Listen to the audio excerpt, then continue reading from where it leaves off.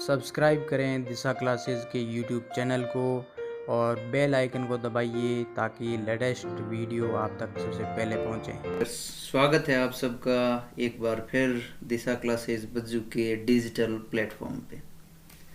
तो दोस्तों, पिछली अपनी जो क्लासें थी प्रस्तावना की, या इससे प्रस्तावना को अपने प्रश्न भी किए थे, तो एक चीज़ मैंने देखी है कि दोस्तों, आप जैसे आप अपने YouTube चैनल को सब्सक्राइब कीजिए, ज़्यादा से ज़्यादा बेल आइकन दबाइए ताकि आपको नोटिफिकेशन मिलता रहे। इसके अलावा आप टेलीग्राम ज़रूर ज्वाइन कीजिए, क्योंकि टेलीग्राम में अपने क्या होगा, जैसे अपने टॉपिक भी पढ़ेंगे, टॉपिक पढ़ने के बाद में उससे रिलेटेड क्वेश्चंस है वो क्विज मोड में टेलीग्राम में डिस्कस किए जाएंगे, और आपको जो अपने पढ़ेंगे उसकी PDF भी आपको टेलीग्राम के अंदर ही मिलेगी। तो टेलीग्राम का जो लिंक दे रखा है उस पर आप जो क्लिक करोगे तो आप ऑटोमेटिक टेलीग्राम में ऐड हो जाओगे दिशा क्लासेस बज्जू के। तो वहाँ पे आपको PDF भी मिलेगी और साथ में क्वेश्चंस भी मिलेंगे, और इसके अलावा फेसबुक पर भी आप फॉलो कर सकते हैं। तो आज का जो अपना टॉपिक है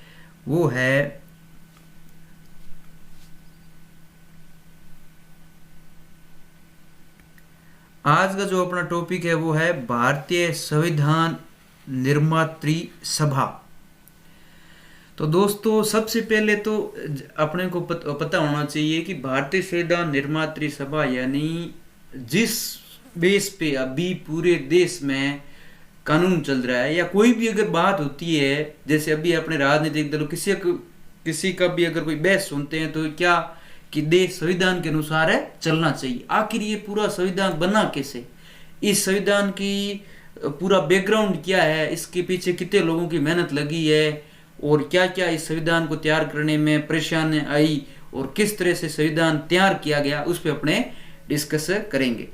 तो अभी आपको जो चित्र दिखाई दे रहा है ये अपने संसद के सेंट्रल हॉल का है। यहाँ पे ये अपने नेहरू जी खड़े हैं। तो संसद का ये सेंट्रल हॉल था, इसकी दो खासियत थी। एक तो क्या खासियत थी कि जब कभी इसके अंदर संविधान सभा की बैठक होती, जब कभी इसके अंदर अगर संविधान सभा की बैठक होती तो इसकी अध्यक्षता कौन करते? डॉक्टर राजेंद्र प्रसाद।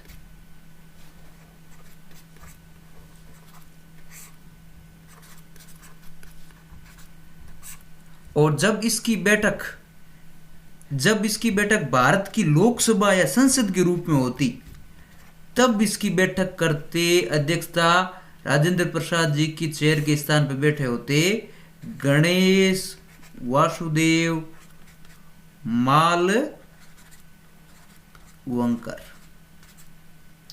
तो ये सेंट्रल हॉल था, जब तक दो काम करता था। जब इसमें संविधान सभा की बैठक होती थी तब तो इसकी अध्यक्षता कौन करते? डॉक्टर राजेंद्र प्रसाद।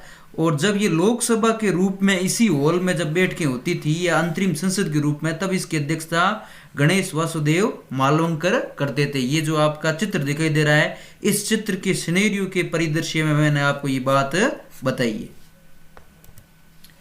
अब सबसे पहले अपने चलते हैं कि भारतीय संविधान निर्मात्री सभा का जैसे पूरा जो विकास क्रम में वो कैसे हुआ था।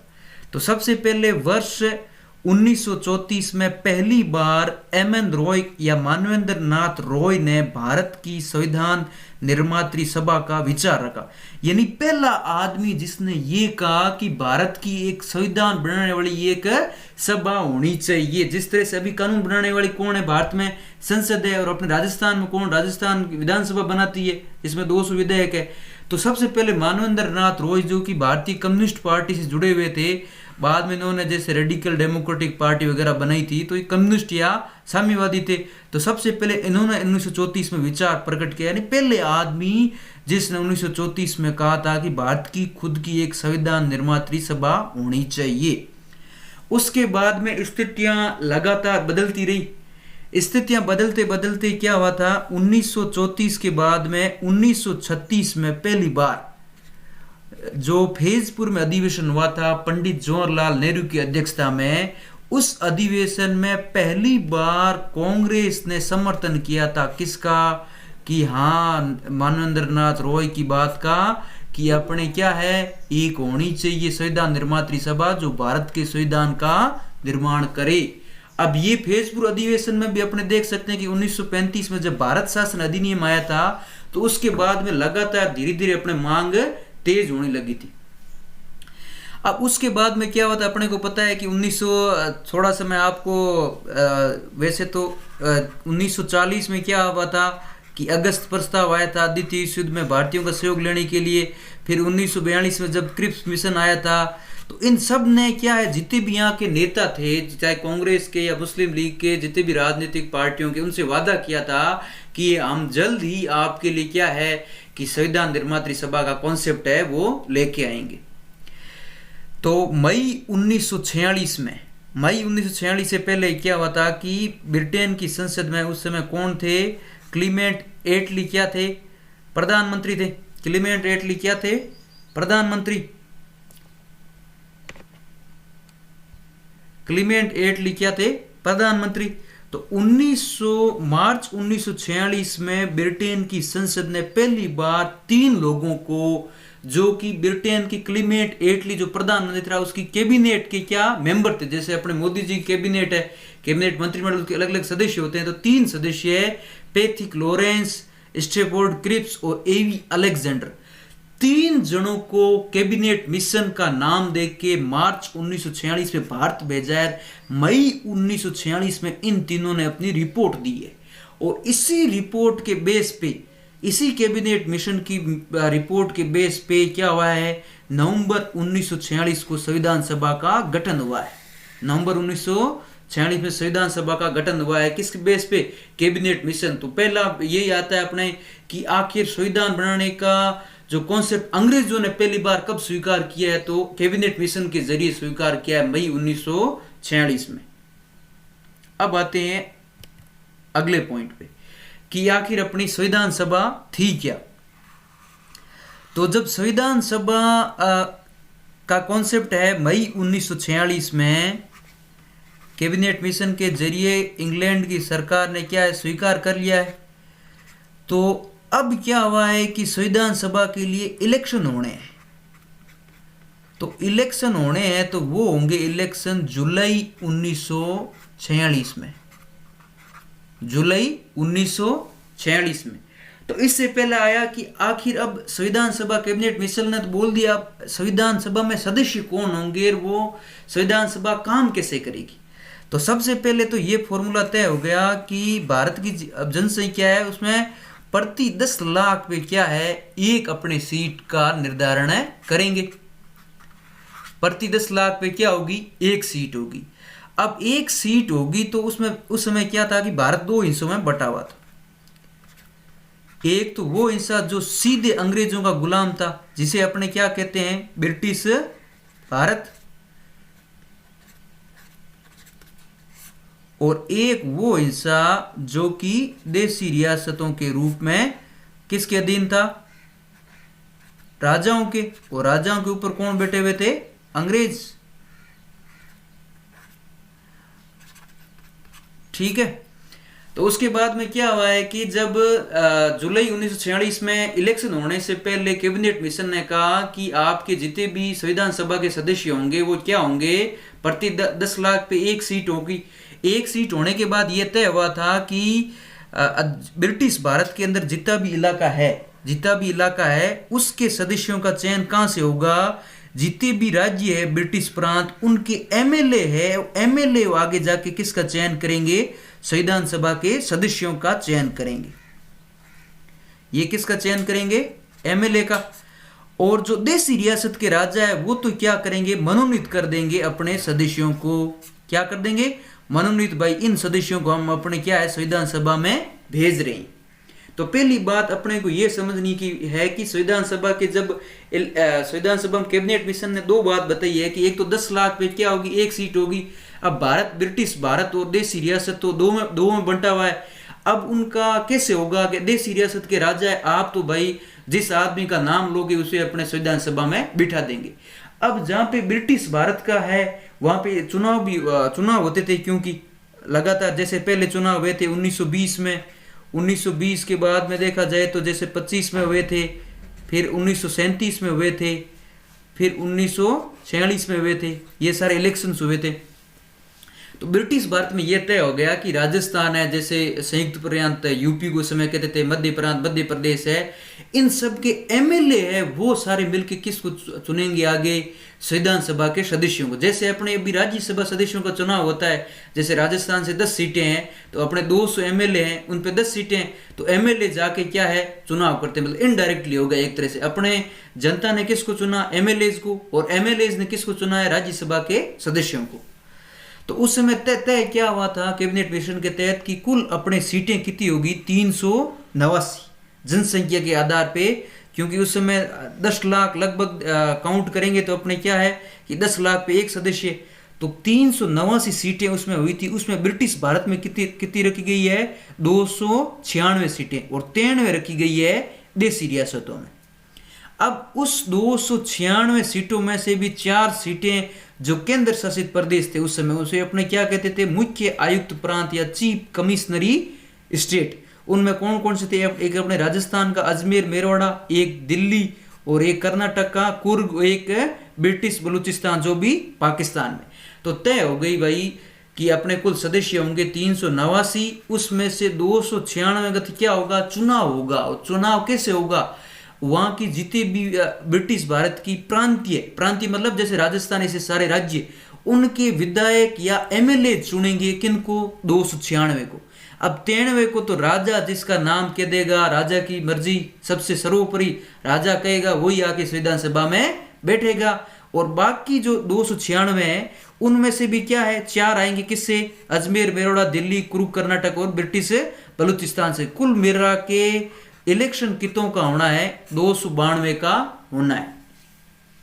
अब जैसे अपने महत्वपूर्ण बिंदु में पहला क्या लिखा हुआ है कि प्रत्येक प्रांत व देशी रियासतों को जनसंख्या के आधार पर सीटों का आवंटन प्रति 10 लाख लोगों पे एक सीट आवंटन की गई। ये बात अपने डिस्कस कर ली है।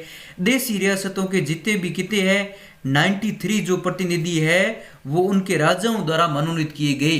तो यहाँ पे एक इंटरेस्टिंग चीज ये आती है कि अपने राजस्थान के कुल कितने सदस्य थे संविधान सभा में, 11 + 1 12। अब मैंने 11 + 1 12 क्यों लिखा है, एक में थे अजमेर मेरवाड़ा जो अपना चीफ कमिश्नरी प्रांत था, यहाँ के मुकुट बिहारी लाल भार्गव थे, 11 जितने थे। उसमें जयपुर से 3 थे, जोधपुर से 2 थे, उदयपुर से थे, और बीकानेर से जसवंत सिंह थे। तो अलग अलग सदस्य थे, ठीक है। तो कुल मिला के अगर पूछा जाए कि राजस्थान से संविधान निर्मात्री सभा में कुल कितने सदस्य भेजे गए हैं, 12। उनमें से एक तो अंग्रेजों का हो गया चीफ कमिश्नर, यहाँ से मुकुट बिहारी लाल भार्गव अजमेर मेरवाड़ा से भेजा गया है, और 11 सदस्य है जो बाकी जितने भी अपने देशी रियासत है उनसे, मतलब कुल 12 सदस्य गए थे जो 93 में से।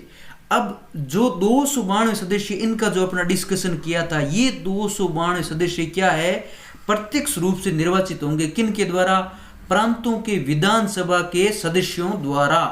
अब प्रांतों के विधानसभा सदस्यों के द्वारा कैसे निर्वाचित होंगे, ये होंगे एकल संक्रमणीय मत प्रणाली से।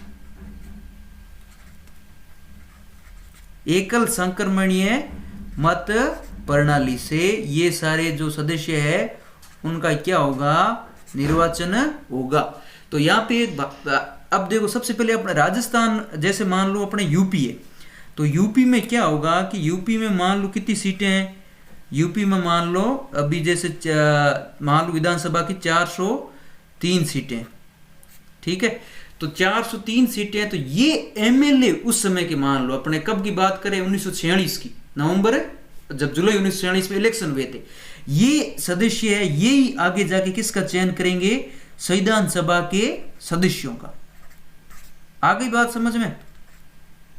और इनका चुनाव किससे होगा, एकल संक्रमणीय मत प्रणाली से। एकल संक्रमणीय जो अपने राष्ट्रपति की भी प्रणाली, इसका अर्थ क्या है, जब आप गहराई में जाओगे तब आपको चीज समझ में आएगी। अगर आप समझोगे नहीं एकल संक्रमणीय मत प्रणाली क्या है, इसमें अपने क्या है, तो इसका अर्थ क्या है एकल संक्रमणीय मत प्रणाली का, कि मान लो संविधान सभा में जैसे यूपी में स्कूल जैसे मान लो सदस्य खड़े हो गए 15, तो ये 403 सदस्य इन सभी 15 सदस्यों को वोट देंगे और वरीयता दे देंगे कि 15 में से सबसे भाई अच्छा मेरे को ये लगता है, 2 नंबर पे ये लगता है, 3 नंबर पे ये लगता है, और आखिर में कितने तक आ जाएंगे, 15 तक।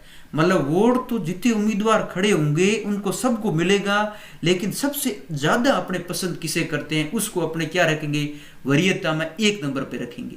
फिर उनकी क्या होती है, मतगणना होती है, और फिर उस मतगणना के जरिए, अब एकल संक्रमणीय मत प्रणाली नाम कहां से आया है कि जब प्रथम वरीयता वाले वोटों से पता नहीं चलता कि कौन जीता है, तो अपने द्वितीय वरीयता जिसको दी है उसको गिनते हैं, मतलब अगले वोट संक्रमण, मतलब अगले वोट में अपने को जाना पड़ता है। इसीलिए इस मत प्रणाली का नाम क्या पड़ा है, एकल संक्रमणीय मत प्रणाली। अब जब ये चुनाव हुए थे तो इस चुनाव में से क्या हुआ था कि लगभग 208 सीटें उस समय किसको मिल गई थी, कांग्रेस को, और जो 73 सीटें वो मिल गई थी किसको, मुस्लिम लीग को। किन में से, जो अपने 292 सीटें हैं इनके अंदर से 208 सीटें तो किसको मिली है, कांग्रेस को, और 73 सीटें मिली है मुस्लिम लीग को। अब यहां पे अपने देखते हैं कि भारत विभाजन की नींव भी पड़ती है, साथ साथ में समानांतर अपना संविधान भी तैयार होता है। अब क्या हुआ था कि वो मैंने बता दिया कि वैसे जुलाई अगस्त दोनों, मतलब मध्य अपने माने जुलाई से तो लगभग मध्य अगस्त तक, तो जुलाई अगस्त दोनों ही मानते हैं। तो जुलाई अगस्त 1946 में प्रथम बार संविधान सभा के चुनाव हुए, जिसमें कांग्रेस को 208 है और मुस्लिम लीग को कितनी 73 सीटें मिली है, बाकी अन्य को कितनी मिली है 15। और सर्वाधिक सदस्य कहां से चुने गए हैं, संयुक्त प्रांत के दो या उत्तर प्रदेश के दो या यूपी के दो, ये सारी बातें क्या है, एक ही है। तो अपने को पता चल गया कि चुनाव में कितने भाग लेंगे, कुल 389 है, तो 389 के अंदर से अपने सदस्य है, तो उनमें से 93 तो क्या हो गए, अपने 93 तो हो गए राजा चुनेंगे, और 4 तो हो गए कमिश्नरी प्रांत के, और 292 का अपने इलेक्शन होगा जुलाई अगस्त 1946 में। उसमें से कांग्रेस को मिलेगी 208 और मुस्लिम लीग को मिलेगी 73। ये चुने कहां से जाएंगे, ये जितने भी अपने विधानसभा के एमएलए हैं वो चुनेंगे। मतलब अपने कहेगा ना, संविधान सभा के सदस्य सीधे जनता द्वारा चुने हुए नहीं थे, जैसे अपने सरपंच को वोट देते वैसे सीधे नहीं थे, अपने जिस एमएलए को वोट देते हैं उस एमएलए ने आगे जाकर जिस सदस्य को वोट दिया है वो जाके कहां पहुंचा है, संविधान सभा में पहुंचा है। तो क्या है, एक तरह से क्या है, अपने कहते हैं ना सार्वभौमिक वयस्क मताधिकार पे क्या आधारित थी, तो सार्वभौम वयस्क मताधिकार पे प्रत्यक्ष तौर पे आधारित नहीं थी। सार्वभौम का अर्थ क्या होता है, अपने जैसे अब 61वें संविधान संशोधन के द्वारा अपने क्या है 1989 में अपने मताधिकार की उम्र कितनी है, 18 साल है, तो ये सारे देते हैं, इसको अपने क्या कहते हैं, सार्वभौमिक वयस्क मताधिकार के आधार पर अपने विधानसभा है। तो यहाँ पे क्या हुआ है, संविधान सभा में अप्रत्यक्ष रूप से निर्वाचित हुई है, जनता ने एमएलए को चुना है, एमएलए ने आगे जाके संविधान सभा के सदस्यों को चुना है। अब एक इंटरेस्टिंग बात क्या है कि भारत के राष्ट्रपिता और पाकिस्तान के राष्ट्रपिता गांधी जी और मोहम्मद अली जिन्ना दोनों ही संविधान सभा के सदस्य नहीं है, दोनों भी सदस्य नहीं थे। अब डॉक्टर भीमराव अंबेडकर जो कि पूरे संविधान के क्या है बाबा साहेब शिल्पकार है, उनका निर्वाचन कहाँ हुआ था, पश्चिम बंगाल से हुआ था। तो यहाँ पे थोड़ा सा मैं आपको लेके चलता हूँ कि जो अपने भीमराव अंबेडकर बाबा साहेब ने 2-3 पार्टियां बनाई थी, तो उस पार्टियों में इनकी जो एक पार्टी थी उसका नाम था शेड्यूल कास्ट फेडरेशन, और इसके अलावा इनकी जैसे रिपब्लिकन पार्टी ऑफ इंडिया है और स्वतंत्र श्रमिक दल ये भी थी। तो भीमराव, अब सारी पार्टियों ने इस संविधान सभा में भाग लिया था इसके चुनाव में। तो भीमराव अंबेडकर की पार्टी का नाम क्या था, शेड्यूल कास्ट फेडरेशन। जब इस पार्टी ने भाग लिया तो पार्टी में केवल 2 सदस्य चुन के आए हैं, एक तो शायद वेस्ट बंगाल से थे जोगेंद्र नाथ मंडल, और एक चुन के आए थे तमिलनाडु मद्रास से। अब वोटिंग कैसे होती है, आप मान लो जैसे अभी 200 एमएलए है मान लो राजस्थान में, इनमें मान लो कांग्रेस के 150 एमएलए है, तभी तो राज्यसभा के 10 सदस्यों में से 8 एक सदस्य किसके आएंगे, कांग्रेस के आएंगे। अगर यहाँ पे एमएलए ही नहीं है 150 कांग्रेस के या बीजेपी के, तो राज्यसभा के सदस्य तो उस पार्टी के होंगे नहीं। अगर जिस पार्टी के ज्यादा एमएलए होंगे उसी पार्टी के ज्यादा सदस्य कहाँ जाएंगे, राज्यसभा में जाएंगे। तो यही बात यहाँ पे लागू होती है कि जब अगस्त 1946 में वहां की क्या है विधानसभाओं के चुनाव हुए, और जिस राज्य की विधानसभा, जैसे मद्रास के दो, बॉम्बे के दो, चाहे बंगाल के दो, जहां पे जिस विधानसभा में जिस पार्टी के ज्यादा मेंबर है उसी पार्टी के ज्यादा सदस्य कहां जाएंगे, आगे संविधान सभा में जाएंगे। तो लमसम 208 और 73 इसी वजह से मिली है किसको, मुस्लिम लीग को और कांग्रेस को। बाबा साहेब का यहाँ पे क्या था कि इनकी पार्टी शेड्यूल कास्ट फेडरेशन क्या है, उनको केवल क्या है 2 ही सीटें मिली है। अब बाबा साहेब अपने को पता है शिल्पकार है, तो अब भीमराव अंबेडकर क्या थे, वो उनको मतलब शिल्पकार अपने मानते हैं संविधान का, तो उनका तो संविधान सभा में शामिल होना मतलब अपने लिए क्या है, भारत के लिए बहुत जरूरी था तत्कालीन परिस्थितियों को ध्यान में रखते हुए। तो बाबा साहेब भीमराव अंबेडकर ने जो जोगिंद्रनाथ मंडल थे वेस्ट बंगाल से निर्वाचित हुए थे, उनके सहयोग से पश्चिम बंगाल के 2 जिलों में मुस्लिम लीग, साथ में ये अपनी उनकी जो खुद की पार्टी है शेड्यूल कास्ट फेडरेशन और दलित समाज के सहयोग से कहाँ पहुंच गए, पश्चिम बंगाल से निर्वाचित होकर कहाँ पहुंच गए हैं, संविधान सभा के अंदर। तो संविधान सभा में संविधान के शिल्पकार की एंट्री कहाँ से हुई है, पश्चिम बंगाल के। ओरिजिनली ये रहने वाले कहाँ के हैं, बॉम्बे के रहने वाले। अब ये भी दुखद है कि भीमराव अंबेडकर जो अपने मानते हैं कि ओरिजिनली कहाँ के हैं, बॉम्बे प्रेसिडेंसी के, बॉम्बे उस प्रांत के, अभी महाराष्ट्र का पुराना नाम क्या था, बॉम्बे, और इनका एंट्री कहाँ से हुआ है, पश्चिम बंगाल से हुआ। इसके बाद में थोड़ी सी एक इंटरेस्ट और आती है, इसमें थोड़ी सी बात है कि जब अपने 3 जून प्लान के जरिए भारत और पाकिस्तान का विभाजन हो गया था, तब अपने कितने 299 सदस्य रह गए थे। तो 299 सदस्य रह गए थे, तो पश्चिम बंगाल जहां से भीमराव अंबेडकर निर्वाचित हुए थे वो पूरा एरिया कहां चला गया था, पूरी पाकिस्तान में। वो पूरा एरिया चला गया है पूरी पाकिस्तान का। तो अब एक बार फिर भीमराव अंबेडकर संविधान सभा के सदस्य नहीं रहे। क्यों? क्योंकि ये जो जहां से निर्वाचित हुए थे पश्चिम बंगाल के, वो जिले कहां चले गए, पूरी पाकिस्तान या आज के बांग्लादेश में। फिर क्या होता है कि संविधान सभा में बनाने के लिए अब कांग्रेस पार्टी को पता था कि जो उस समय के अपने माने जाते थे बैरिस्टर या अपने कहते हैं विधिवेता, जैसे तेज बहादुर शंपरू है और जैसे जयंकर है, ये इन्होंने क्या है उस समय ये राजनीति से पूरी तरह से पृथक हो गए थे। और पूना की सीट है वो क्या है, एमआर जयंकर ने खाली कर दी थी। अब कांग्रेस पार्टी ने क्या है कि महाराष्ट्र या बॉम्बे में, उस समय का नाम अपने यूज करें तो बेहतर होगा, बॉम्बे की पूना सीट से निर्विरोध निर्वाचन में कांग्रेस पार्टी ने बाबा साहेब डॉक्टर भीमराव अंबेडकर की सहायता की। और एक बार फिर भीमराव अंबेडकर बाबा साहेब आते हैं संविधान सभा में, किसके जरिए, बॉम्बे प्रेसिडेंसी के पूना जो पहले से पूना स्थान से आते हैं और पुनः संविधान सभा में उनका प्रवेश होता है। अब पहली बैठक कब होगी, ये बहुत ही इंटरेस्टिंग स्टोरी है। आपको यहाँ समझने की जरूरत है कि 2 बार निर्वाचन क्यों हुआ है संविधान खुद बनाने वाले का। पहली बैठक अपने को पता है 9 दिसंबर 1946 को हुई है। कहाँ पे हुई है, दिल्ली में हुई है। कुल कितने सदस्यों ने भाग लिया है, 211 सदस्यों ने भाग लिया। तो कई बार आता है कि 26 नवंबर 1949 को जैसे फर्स्ट ग्रेड में आया था, कितने सदस्यों ने साइन किए थे, कितने 284 सदस्यों ने साइन किए थे। तो इस दिन पहले दिन मीटिंग में भाग कितने लिए थे, 211। और इस समय टोटल अभी तक भारत पाकिस्तान नहीं थे, तो कुल कितने सदस्य थे, 389। इनमें से प्रेजेंट कितने रहे हैं, 211। कब, 9 दिसंबर 1946 को। पहले दिन एक ही काम हुआ है कि अस्थायी अध्यक्ष बनाया गया है, किसको, डॉक्टर सच्चिदानंद सिन्हा को। अब आती है अगली बात कि द्वितीय बैठक इसकी होती है जस्ट 2 दिन बाद, 11 दिसंबर 1946 को।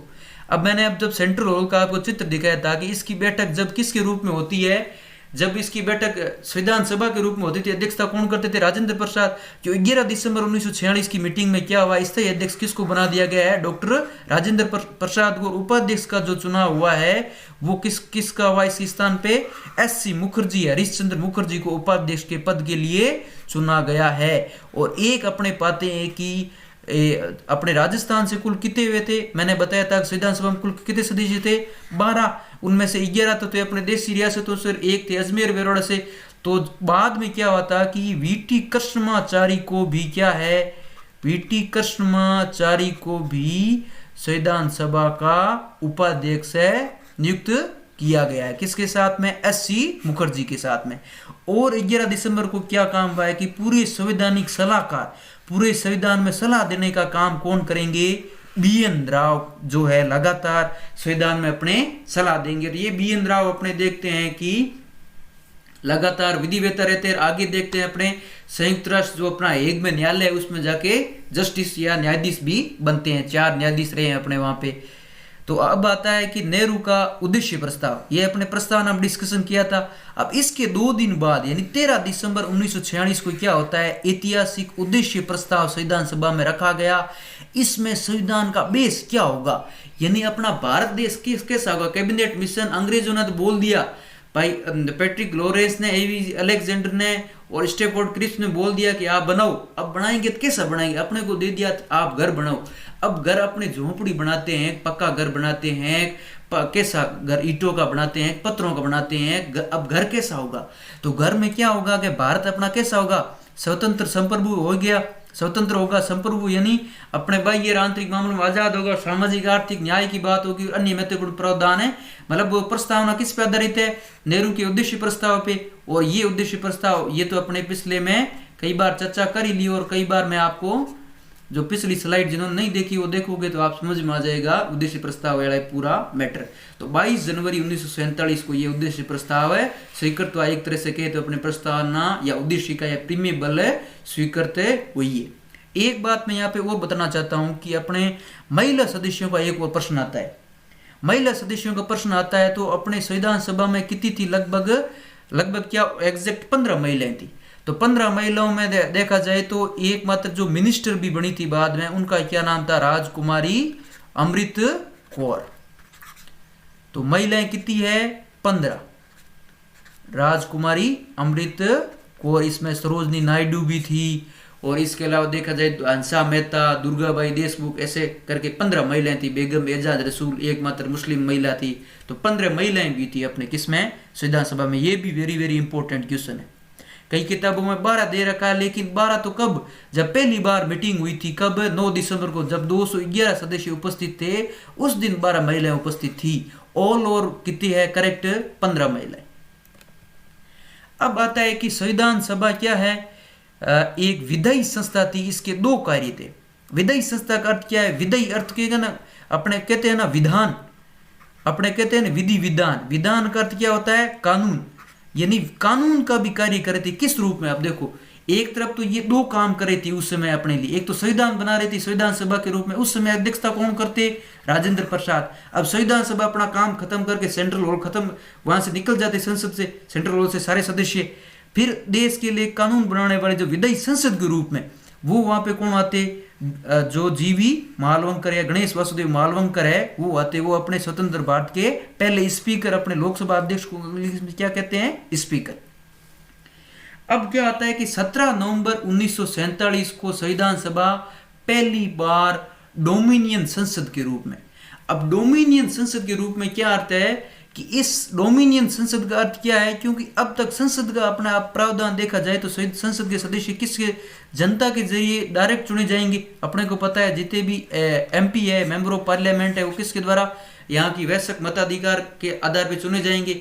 अब डोमिनियन का अर्थ क्या है, डोमिनियन वैसे अपने जैसे कांग्रेस ने मांग की थी, वैसे डोमिनियन स्टेट का अर्थ ये होता है कि वह देश जो अपने क्या है आंतरिक मामलों में पूरी तरह आजाद हो, लेकिन बाह्य मामलों में किसी देश का गुलाम हो। तो अंग्रेज क्या चाहते थे कि आप भाई पूरी आजादी ना लो, डोमिनियन स्टेट का दर्जा ले लो, भले ही आपके आंतरिक मामलों में भले ही कुछ करो, लेकिन बाह्य कोई भी मामला आए तो आप ब्रिटेन की जो संसद है या ब्रिटेन के जो भी हुक्मरान है उनकी अनुमति लोगे। तो इसे अपने क्या कहते हैं, डोमिनियन। तो तब तक संसद के चुनाव नहीं हुए थे, तो ये डोमिनियन का अर्थ क्या होता है, एक तरह से क्या संप्रभु नहीं है पूरी तरह से। क्यों, क्योंकि चुनाव नहीं हुए थे। तो संविधान सभा पहली बार जीवी मालवंकर कब बैठना शुरू हुए थे, 17 नवंबर 1947 को, जब संविधान सभा ने डोमिनियन संसद के रूप में काम करना भी आरंभ कर दिया गया। अब आता है कि संविधान सभा में सदस्य कितने थे, 389। इनमें से 200 अपने को पता है 208 और 73 किसके थे, 208 थे कांग्रेस के और 73 थे मुस्लिम लीग के। अब जब 3 जून प्लान के जरिए 15 अगस्त 1947 को जब अपने बंटवारा हो गया तो अपने कितने सदस्य रह गए हैं, 299। कितने सदस्य रह गए हैं, 299 सदस्य रह गए थे। अब अल्टीमेटली भारत का जो संविधान बनाया था उसमें कितने सदस्य थे, 299। आरंभ कितने थे, विभाजन से पहले 389 और बाद में कितने थे, 299।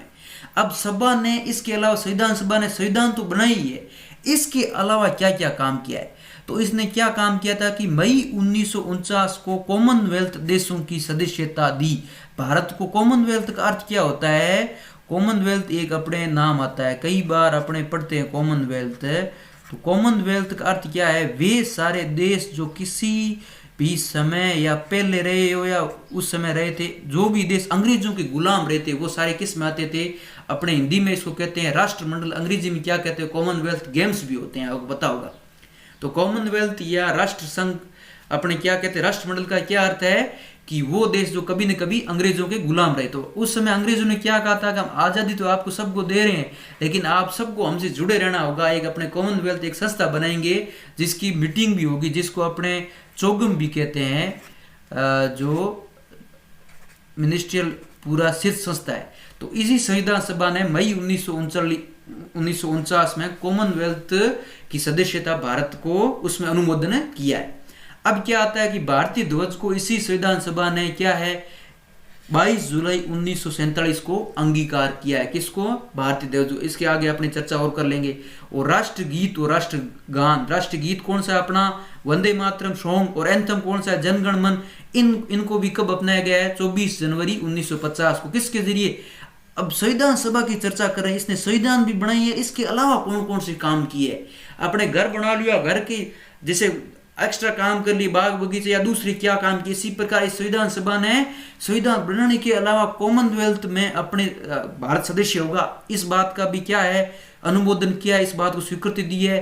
भारतीय ध्वज को भी दी है 22 जुलाई 1947 को, जिस दिन अपने क्या हुआ है उद्देश्य प्रस्ताव का भी अनुमोदन हुआ है। और राष्ट्रगीत और गान ये भी 24 जनवरी 1950 को अंगीकार किए गए। अब महत्वपूर्ण कमेटी और कमेटियां जो भी समितियां हैं अपने आती है, तो लगभग इसमें 22 समितियां थी, ऑल और सब कमेटी और समिति और उप समिति दोनों मिला के। अब अपने आता है प्रारूप समिति, सबसे पहली सबसे इंपॉर्टेंट कौन सी है, प्रारूप समिति। तो प्रारूप समिति में कुल कितने सदस्य थे, 1 + 6 यानी कुल 7 सदस्य थे। अध्यक्ष तो अपने को पता है बाबा साहेब डॉक्टर भीमराव अंबेडकर, जिनका पहले निर्वाचन पश्चिम बंगाल से, बाद में कहां से हुआ था, बॉम्बे से। आपको एग्जाम में आ जाए तो पश्चिम बंगाल ही करना है, क्योंकि ये नहीं आता कि दोबारा निर्वाचन अगर रेफरेंस देके पूछे तो अपने को बॉम्बे पे जाना है। यानी आरंभिक तौर पे एक बार निर्वाचन कहां से हुआ है, वेस्ट बंगाल या पश्चिम बंगाल से ही हुआ था। तो ये सबसे इंपॉर्टेंट कमेटी थी। इसके अध्यक्ष कौन थे, डॉक्टर भीमराव अंबेडकर। अब इसके अलावा कुल सदस्य कितने थे, 6 सदस्य। अब जैसे अपने आरपीसी में होता है, जैसे एक अभी दीपक उप्रेती जी है, ठीक है, इसके अलावा कितने सदस्य है, 7। कुल सदस्य कितने हैं, 8। कई बार एग्जाम में आता है, तो इसमें कितने, 1 + 6 बराबर कितने हो गए, 7। अब इस 7 सदस्यों की भी सबकी अलग अलग देखो। अब इसमें 2 तो अपने क्या हो गए, 3 तो अपने देखा जाए तो मद्रास से, और उस समय जो त्रावणकोर उनसे रिलेटेड है। देखो एन गोपाल स्वामी आंगियार और अल्लादी कृष्ण स्वामी अय्यर, ठीक है। अल्लादी कृष्ण स्वामी प्रस्तावना अपना जिक्र किया था कि प्रस्तावना इन्होंने अपने क्या दीर्घकालीन सपनों का विचार कहा था, किसको, प्रस्तावना। तो एन गोपाल स्वामी आंगियार और अल्लादी कृष्ण स्वामी अय्यर। अब इस कमेटी में मूलतः कांग्रेसी एक ही सदस्य था, जो सरदार पटेल के राइट हैंड थे, कन्हैयालाल माणिक्यलाल मुंशी, जिन्होंने मतेश संघ का नाम भी दिया था। तो एकमात्र मूलतः कांग्रेसी कौन थे, के.एम. मुंशी। और मुस्लिम एकमात्र कौन थे, मोहम्मद शादुल्ला। और एकमात्र मूलतः कांग्रेस कौन थे, के.एम. मुंशी।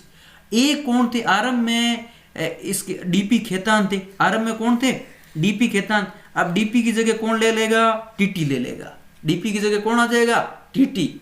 तो टीटी कृष्णाचारी आगे थे, किसकी जगह, डीपी खेतान की जगह, जब इन्होंने। और एक अपने पढ़ा था पीछे कौन सा, वीटी कृष्णाचारी, वो तो कहां के थे, जयपुर राज्य के दीवान थे, और एस.सी. मुखर्जी के साथ में संविधान सभा के उपाध्यक्ष बने थे।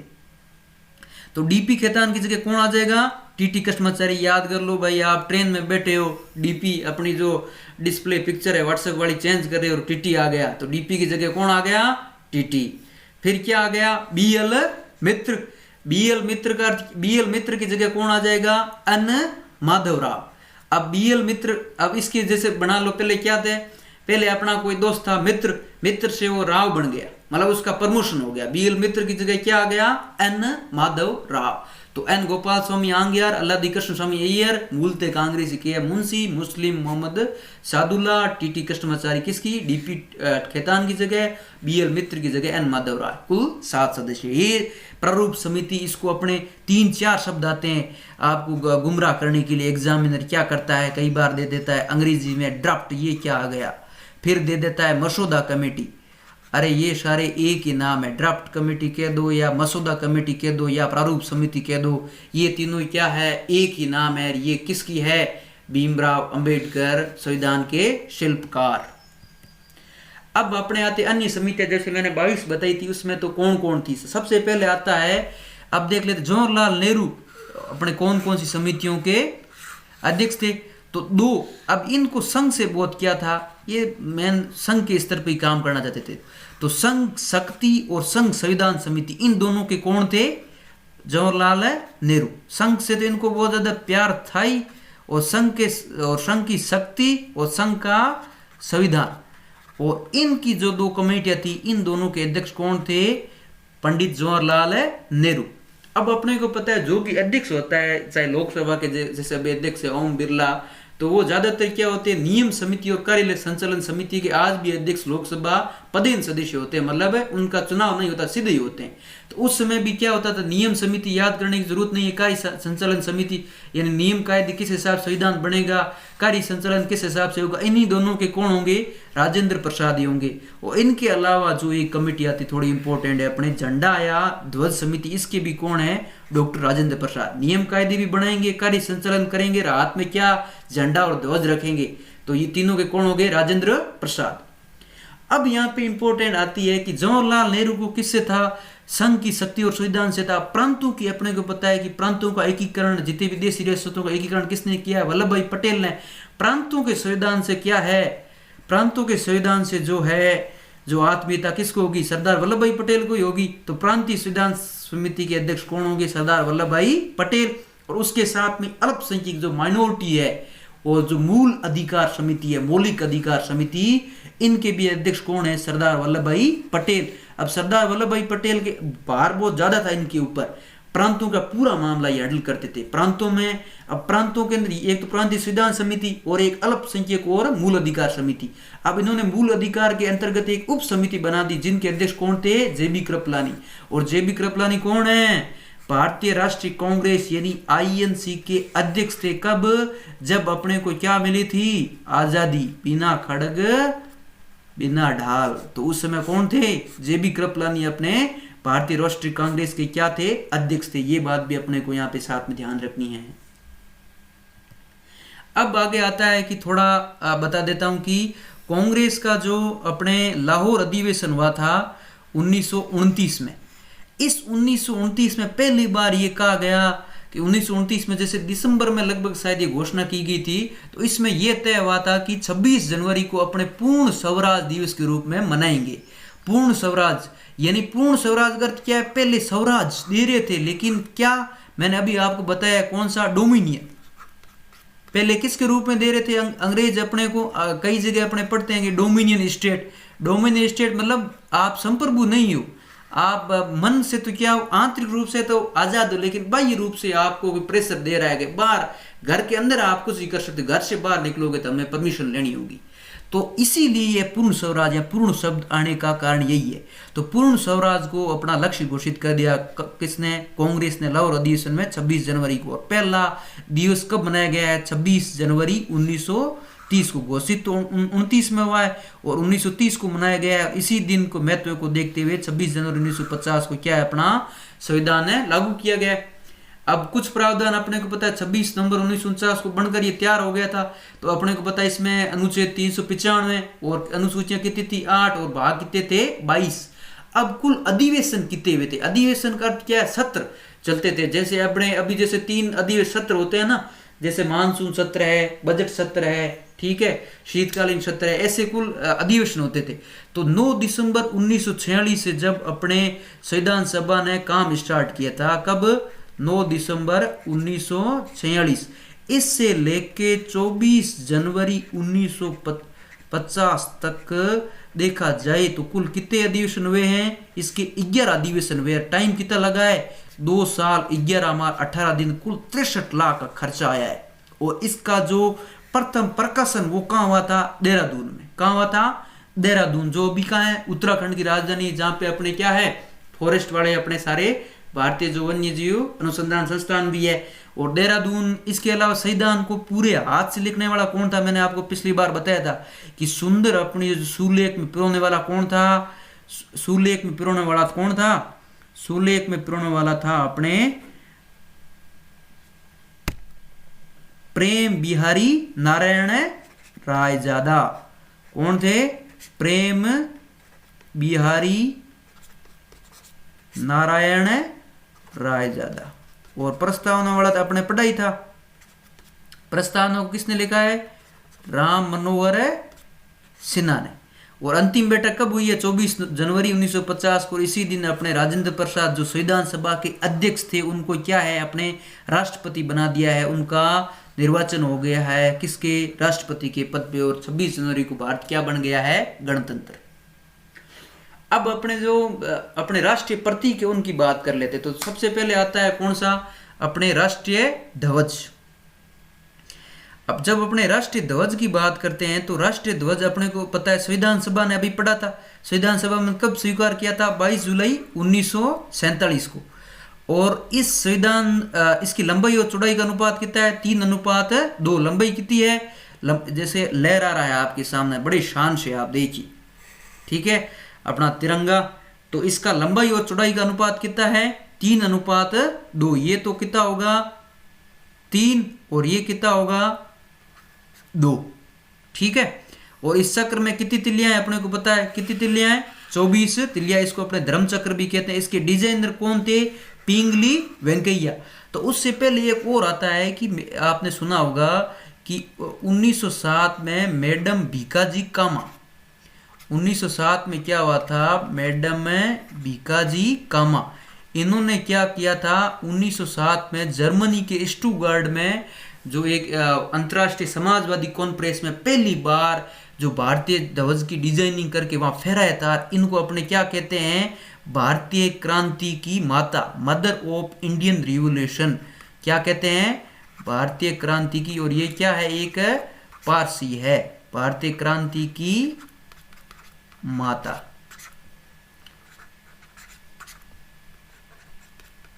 ठीक है। तो पिंगली वेंकैया ने क्या किया है? डिजाइन किया। इसकी समावधि कितनी है अपने? 52 सेकंड। और अब अच्छा, ये तो अपने राष्ट्रगान के साथ में आ गया। इसके डिजाइनर कौन हो गए? पिंगली वेंकैया। अब आते हैं किस पे?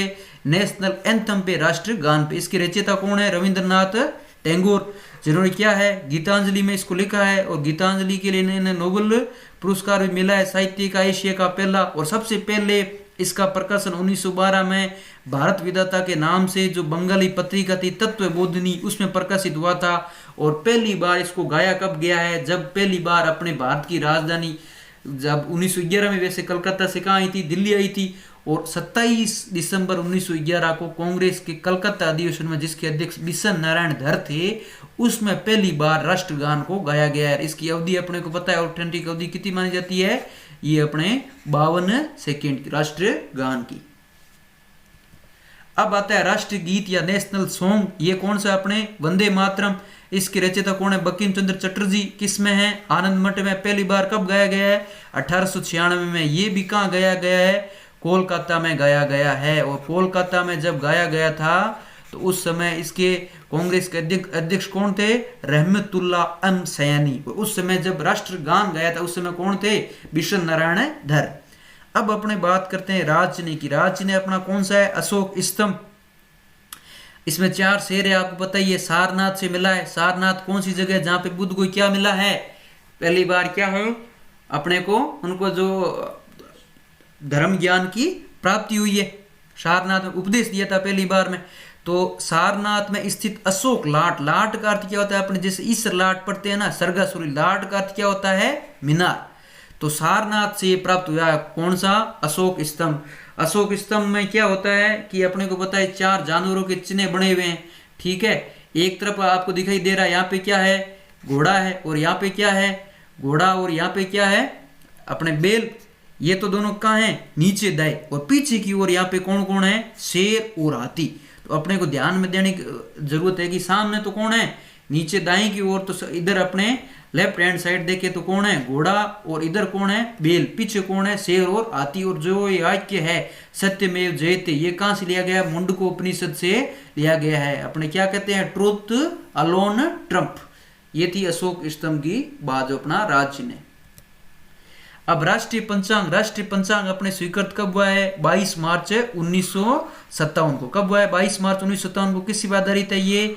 शक संवत पर आधारित है। शक संवत यानी कुषाण वंश के शासक कौन था? कुषाण या शक वंश का शासक कनिष्क द्वारा 78 ईस्वी में आरंभ किया गया है। कब? 78 एडी।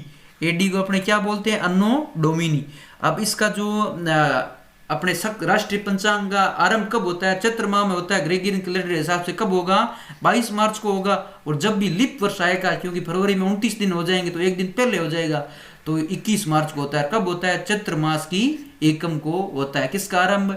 राष्ट्रीय पंचांग। कई बार आया हुआ है। सामान्य वर्ष में 22 मार्च को और लीप वर्ष में 21 मार्च को। और किसके द्वारा आरंभ किया गया है? ये कनिष्क द्वारा 78 ईस्वी में आरंभ की गई शक संवत पर आधारित है। इसके अलावा अपने देखें तो विक्रम संवत भी है। विक्रम संवत जो कि 57 ईसा पूर्व में आरंभ हुआ है। 57 ईसा पूर्व में उज्जैन के राजा विक्रमादित्य ने आरंभ किया था। फिर 78 एडी में या ईस्वी में शक संवत, इन दोनों के बीच में अंतर भी आता है। कितना है? 135 सालों का। इसीलिए अपने क्या मानते हैं कि विक्रम संवत क्या है? 57 साल आगे चलता है। किससे? ईस्वी से। तभी तो ये 57 क्या ईसा पूर्व है। और उसके अलावा बात करें तो 319 ईस्वी में क्या था? गुप्त संवत, जो चंद्रगुप्त विक्रमादित्य ने आरंभ किया था। फिर 622 में हिजरी संवत, जब मक्का से मदीना की यात्रा की थी मोहम्मद साहब ने। अब अन्य तथ्यों की बात करें तो अपने राष्ट्रीय पक्षी कौन है? मोर। इसका वैज्ञानिक नाम पावो क्रिस्टेटस। और क्या है? पशु कौन है? बाघ, आपको पता ही है। ठीक है, बाघ पे भी कॉरिडोर है। बाघ के जो प्रोजेक्ट टाइगर भी चल रहा है राजस्थान में, जैसे रणथंभौर और सरिस्का में। पुष्प कौन सा है? पुष्प अपना कौन सा है? कमल है। विरासत पशु यानी हेरिटेज एनिमल अपने किसको मानते हैं? हाथी को। और खेल कौन सा है? हॉकी। और हॉकी को अपने पता है कि 29 अगस्त को अपने क्या मनाते हैं? राष्ट्रीय खेल दिवस मनाते हैं हॉकी के जादूगर मेजर ध्यानचंद के नाम पे। और इन्होंने हॉकी में अपनी बड़ी उपलब्धियां रही है। अपने ओलंपिक में क्या है? 8 तो क्या जीते हैं? अपने गोल्ड मेडल जीते हैं। एक तो अपने क्या जीता है? सिल्वर। और 2 अपने क्या जीते हैं? ब्रॉन्ज मेडल या कांस्य पदक। टोटल अपने लगभग देखा जाए 11 पदक जीते हैं भारतीय हॉकी टीम ने। किसमें? ओलंपिक में। और लास्ट अपने जीता था एसएससी में, कई बार एग्जाम आता है, 1980 के जो मॉस्को के ओलंपिक हुए थे। मॉस्को ओलंपिक में आखिरी बार अपने स्वर्ण पदक जीता था। उसके बाद में आती है अपनी कौन सी? जीवनदायिनी नदी गंगा, जो 2601 किलोमीटर लंबी है। गंगोत्री हिमनद से निकलती है और बंगाल की खाड़ी में गिरती है। और वट वृक्ष कौन सा है अपना? वट वृक्ष कौन सा है? राष्ट्रीय वृक्ष कौन सा है? सॉरी, कौन सा है? वट वृक्ष कह दो या बरगद कह दो, एक ही बात है। और जो मुद्रा है वो कौन सी है? रुपया। और ये चिन्ह जो आपके सामने दिखाई दे रहा है, ये जो अपने को पहचान है रुपए वाली, ये चिन्ह किसने दिया है? ये चिन्ह दिया है डी उदय कुमार ने। किसने दिया है? डी उदय कुमार ने। और अगर भारतीय मुद्रा की बात करें तो भारतीय मुद्रा में अगर अपने देखा जाए तो जो महात्मा गांधी की जो फोटो वाली जो मुद्राएं हैं वो रिजर्व बैंक ने कब स्थापना स्टार्ट की थी? 1996 में आरबीआई ने स्टार्ट की थी। तो दोस्तों ये था अपना संविधान निर्मात्री सभा और इसकी जो पूरी थी अपने रूपरेखा एक बार थोड़ा सा देख लेते हैं। तो देखा जाए तो सबसे पहले अपने कहाँ से चले थे? सबसे पहले चले थे कहाँ से कि जब 1934 में क्या है मानवेंद्र रॉय ने क्या दिया है? सबसे पहले विचार दिया है। 36 में क्या होगा? फैजपुर का अधिवेशन होगा। पंडित जवाहरलाल, उसमें कांग्रेस समर्थन करेगी। समर्थन करने के बाद में लगातार मांगे होती जाएगी। फिर 1946 में क्या होगा? कैबिनेट मिशन आएगा। कौन सा? 3 सदस्यीय। फिर इलेक्शन होंगे किसमें? जुलाई अगस्त 1946 में। और इलेक्शन होने के बाद में क्या होगा कि कुल अपने सदस्य कितने होंगे? कुल सदस्य होंगे 389। 389 में जो प्रांतीय विधानसभाओं से चुने जाएंगे। ठीक है, कितने? 292। और 4 होंगे जो अपने कहाँ से आएंगे? 4 देसी जो अपने चीफ कमिश्नरी प्रांतों से। और 93 कहाँ से आएंगे? देसी रियासतों से। उसमें भी राजस्थान की कितने सदस्य शामिल है? 12 सदस्य शामिल है। और महिलाएं इसमें टोटल कितनी है? 15 महिलाएं शामिल है। और उसके बाद में पहली बैठक कब होगी? 9 दिसंबर 1946 को। और 9 दिसंबर जब 1946 को पहली बैठक होगी, उसमें सचिंदर सिन्हा को अपने अध्यक्ष बनाएंगे। फिर 11 दिसंबर को होगी 2 दिन बाद इसके, तो उसमें अपने राजेंद्र प्रसाद को अध्यक्ष बना देंगे और उपाध्यक्ष बना देंगे 80 मुखर्जी को। फिर आता है 13 दिसंबर, उसमें उद्देश्य प्रस्ताव प्रस्तुत होगा। और फिर आगे जो संविधान का लगभग 11 अधिवेशन होंगे, इनके 11 अधिवेशनों में, और प्रकाशन देहरादून से होगा। और कुल मिला के इसके अलावा राष्ट्रमंडल में अपनी सदस्यता का अनुमोदन है, जो राष्ट्रीय ध्वज है, जो राष्ट्रगान और गीत है, और राष्ट्रपति के निर्वाचन का कार्य भी संविधान सभा करेगी। तो ये था अपना संविधान निर्मात्री सभा का एक बार बेसिक कॉन्सेप्ट की क्या क्या काम हुआ था, कैसे कैसे हुआ था।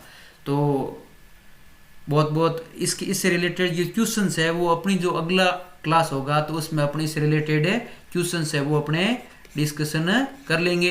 तो दोस्तों लगातार क्या है, अपनी जो वीडियो जो उससे जुड़े रहिए, लगातार दिशा क्लासेस को सब्सक्राइब कीजिए यूट्यूब पे, बेल आइकन दबाइए ताकि आपको लगातार नोटिफिकेशन मिलता रहे। और इससे रिलेटेड पीडीएफ आपको अवेलेबल हो जाएगी जब आप क्या है इस लिंक पे क्लिक करोगे तो आप टेलीग्राम चैनल से हमारे जुड़ जाओगे। और फिर इससे रिलेटेड जो प्रश्नस है वो भी अपने डालेंगे क्विज मोड में, उसमें आप अपनी जो तैयारी का आंकलन अच्छे तरीके से कर सकते हैं। और फेसबुक पर भी हमें फॉलो कर सकते हैं। बहुत बहुत धन्यवाद आप सबका एक बार फिर।